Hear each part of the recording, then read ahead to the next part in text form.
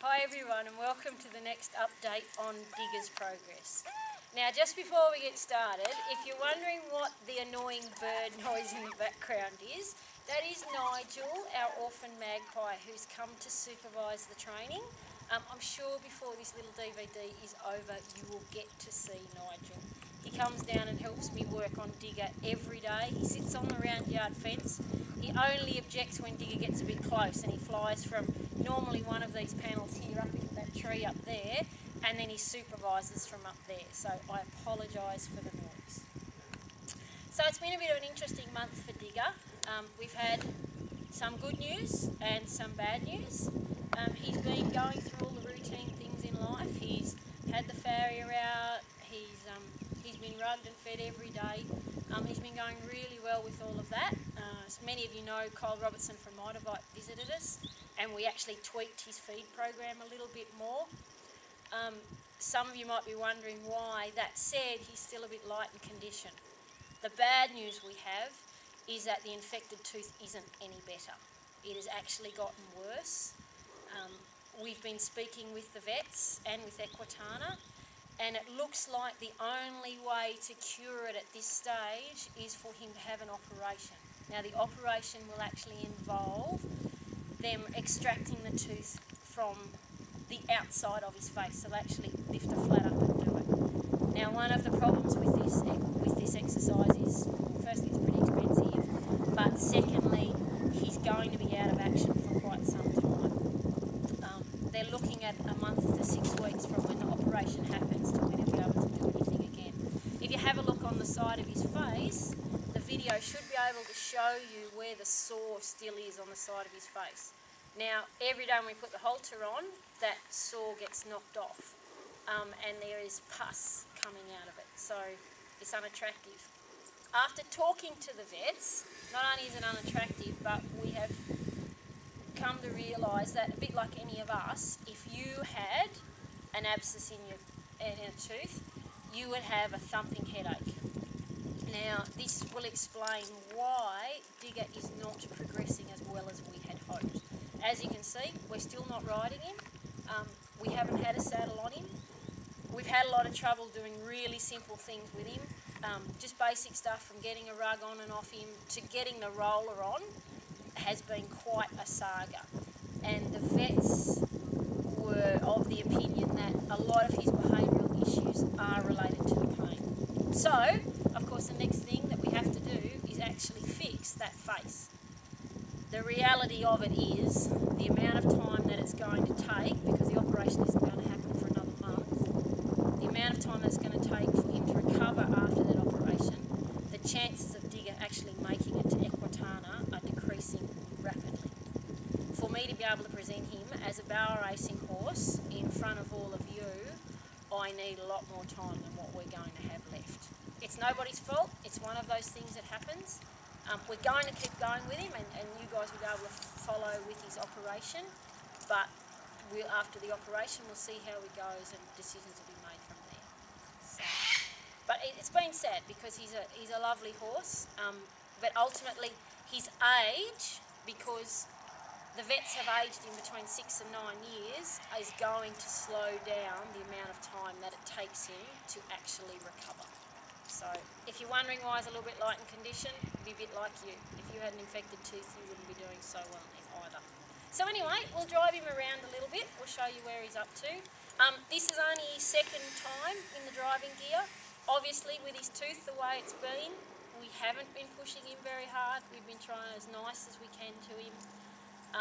We've had him in a paddock with lots of feed. We've been feeding him twice a day. We're doing everything we can for him.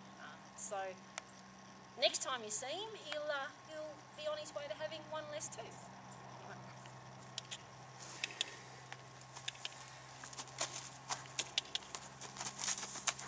So essentially all I want him to do in these reins is just go forward in a calm manner and just be responsive to the rider.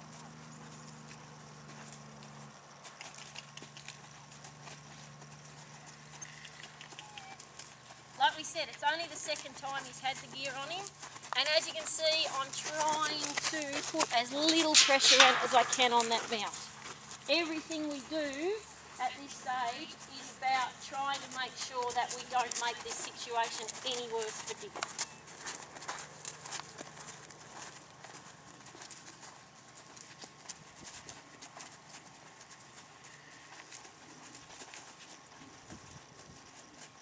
So just like when you ride, the principle behind the long reining is if I ask him to turn, the instant that he gives to that request, I'll release the pressure. So it's not about me walking around and dragging on his mouth, it's about me asking him and then rewarding his response by being soft. Because he doesn't know a lot about it, he will make the wrong choice and he'll go the wrong way.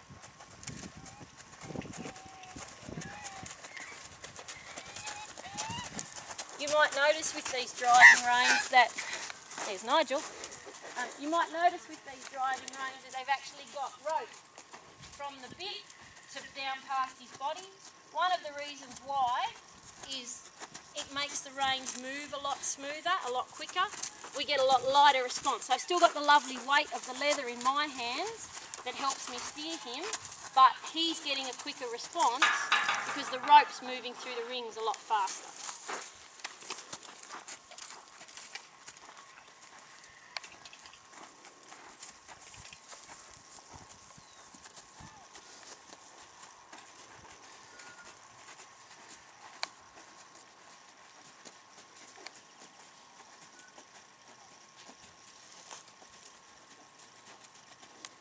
And that's the sort of response we want. Him travelling with his head down, in a calm manner.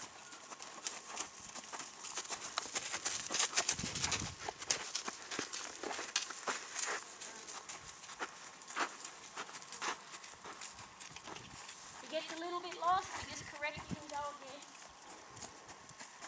So of course, he had a fair bit of time after his first operation on his tooth.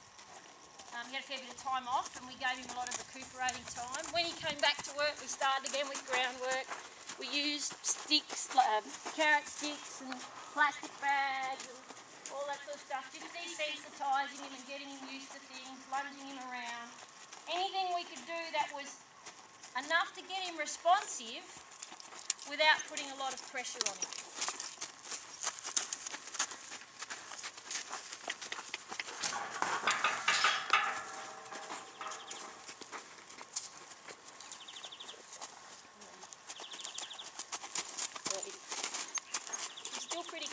He's not very keen on stopping. But that's okay, there was a positive response, and now we're rewarding. So anyway, that's about all we can tell you for now. The saga continues. We'll keep updated on the blog in the meantime of what's happening with his operation. I mean, the good thing is for both EQUITANA and the Waler Horse Society is the fact that this horse, had he been in the wild, he would have died of that tooth. So the reality of it is, even if he doesn't get to see you all at EQUITANA in November, wearing his beautiful diamond boots and shining as bright as with all the good Mitavite feed, he'll be alive and he'll be happy and will have his tooth fixed and he can go on to do something else. So we will see you next time.